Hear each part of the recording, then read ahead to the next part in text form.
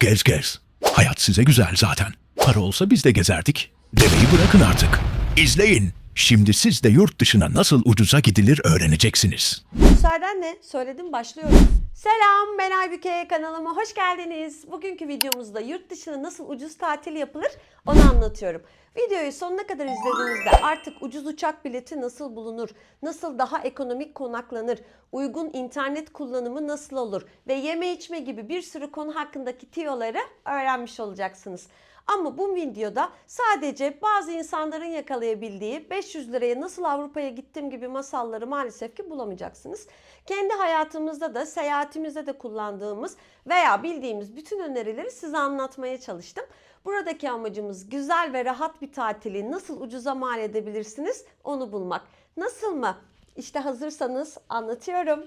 Başlıyoruz.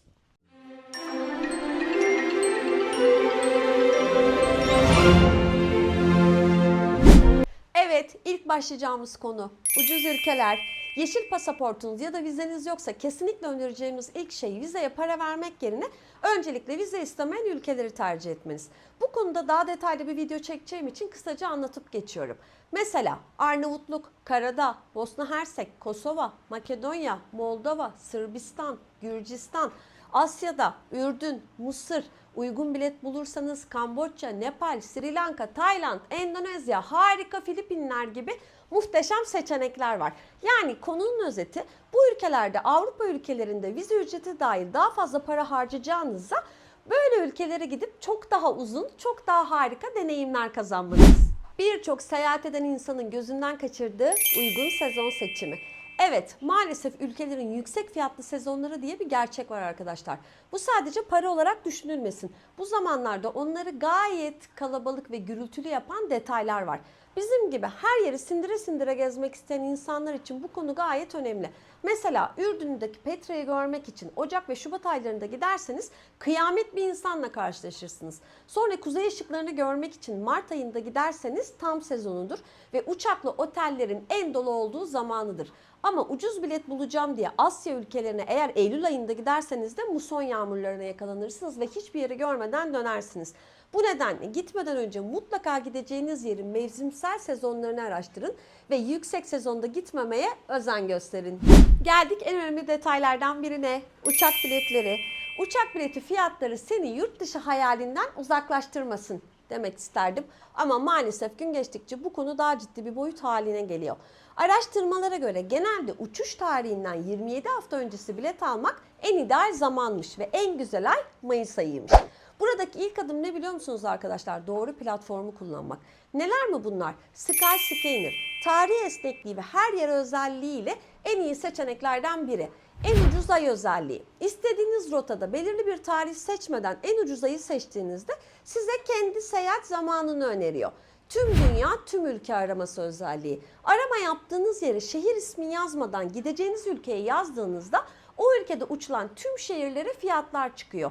Her yere yazarsanız da size ucuzdan pahalıya doğru tüm ülkeleri listeliyor. Bu uygulamayı seviyoruz. Google Flights fiyat takibi ve grafiklerle en uygun zamanı gösteriyor. Burada alarm kurun. İstediğiniz tarihleri ve rotaya girin. Size fiyatları düzenli bir şekilde bildirim göndersin. Bu arada size bir şey söyleyeceğim. Mesela Pegasus'un biletleri geçen gün Booking'te kendi sitesinden %20 daha ucuza satılıyordu. Haberiniz olsun. Diğer uygulama Momondo. Farklı hava yollarını karşılaştırmak için birebir. Kayak.com, Turna, Kiwi.com. Biz uzak doğuya giderken genelde Kiwi.com'u kullanıyoruz ve memnunuz. Size bir tavsiyede bulunacak olursam aynı aramayı birkaç platformda yapın. Çünkü fiyatlar gerçekten değişebiliyor. Bu arada bazen buradaki biletler kendi havayolu şirketlerinin sitesinden daha ucuz olduğu gibi pahalıya da olabiliyor. Mutlaka siz iki tarafı da kontrol etmeyi unutmayın. Esnek tarihler ve zamanlama konusu. Uçak bileti fiyatları zamanlamaya çok bağlı. Hafta içi uçuşlar genelde daha ucuz, salı ve çarşamba en uygun günler olduğu söyleniyor. Gece veya sabaha karşı uçuşlar daha az tercih edildiği için daha ucuz olabiliyor. Seyahat tarihini esnetebiliyorsan eğer fiyatlar %30'a kadar da düşebiliyor. Kesinlikle ne yapıyoruz? Tatil dönemlerinden kaçınıyoruz. Bayram, yılbaşı, yaz tatili gibi yoğun zamanlarda maalesef ki fiyatlar uçuyor. Diğer konumuz gizli sekme ve VPN taktikleri. Bazı siteler arama geçmişine göre fiyatlarını yükseltebiliyor. Bilet ararken çerezleri ve ön belleğinizi mutlaka temizleyin.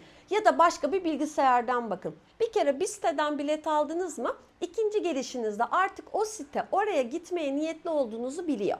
Aynı tarayıcıdan birkaç kere aynı uçuşlara baktınız mı?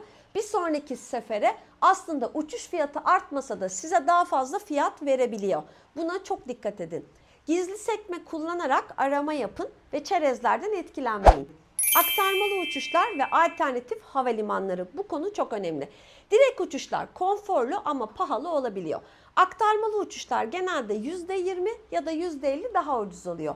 Alternatif havalimanlarını da kontrol etmeyi unutmuyorsunuz. Mesela İstanbul Havaalanı yerine Sabiha Gökçen'i, Londra yerine Stansted'i tercih ederseniz daha ucuz biletler bulabilirsiniz. Uçuş sonrası şehir merkezine ulaşım maliyetini de kesin hesaba katın ama.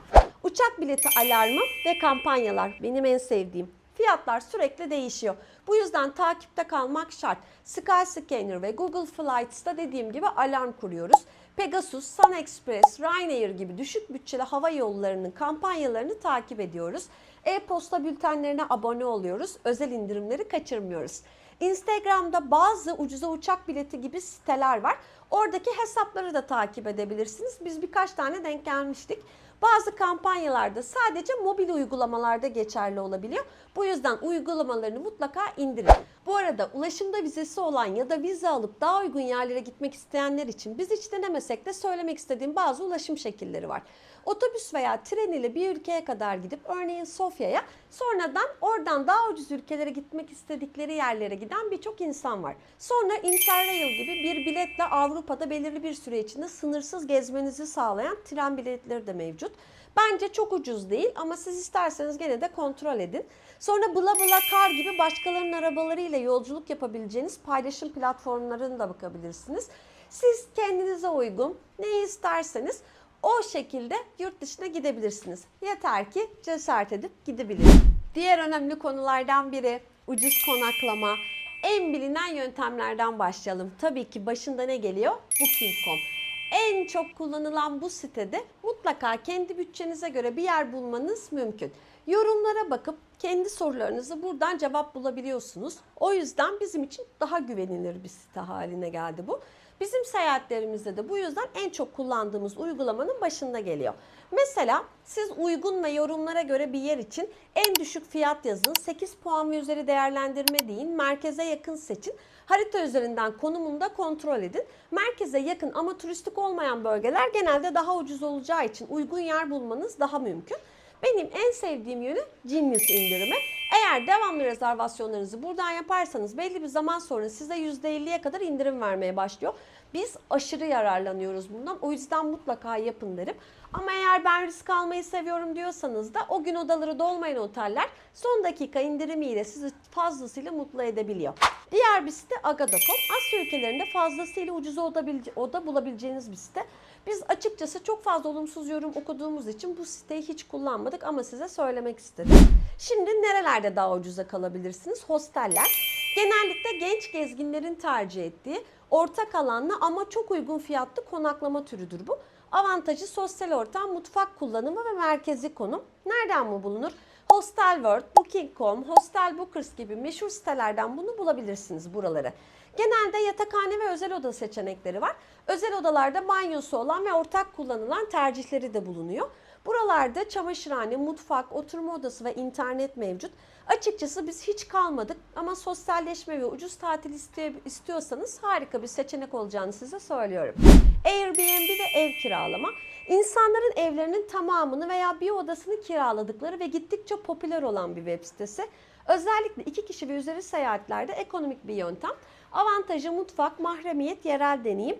İpucu verecek olursam uzun süreli kalacaksanız haftalık, aylık indirim veren evleri seçebilirsiniz. Ev sahipleri evleri tutmadan önce buradan yazışabilirsiniz. Ödemesini ise rezervasyon yapıldıktan sonra kredi kartıyla peşin olarak alınıyor. Evi tutmadan önce mutlaka yorumları okuyun diyorum size. Biz daha çok otelde ve Airbnb evlerinde kalıyoruz. O yüzden bunu size söylemek istedim. Şimdi geldik birçok insanın seveceği en güzel yere, yurt dışında nasıl ücretsiz kalınır. Couchsurfing, yerel insanların evinde ücretsiz konaklama yapabileceğiniz bir site burası. Avantajı sıfır konaklama maliyeti ve kültürel etkileşim. Yalnız ev sahibinin profiline ve yorumlarına bakmayı sakın unutmayın. Burada çabuk yanıt almak istiyorsanız sizin de misafir ağırlamanız önemli. Siz nasıl yorumlara bakıyorsanız sizin de yorumlarınıza göre kabul göreceğinizi sakın unutmayın. SARS, en köklü ve Birleşmiş Milletler'in tanıdığı bir platform burası. Kabul için önce mülakattan geçiyorsunuz ve kayıt ücreti ödüyorsunuz. O nedenle birçok insan burayı daha güvenli sayıyor. Diğer yöntem Hosting 101. Bir nevi ev bakıcılığıyla ücretsiz kalma yöntemi.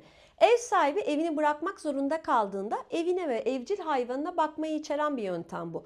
Bu birkaç gün de sürebilir, birkaç ayda, yani her iki taraf için de kazan kazan yöntemi.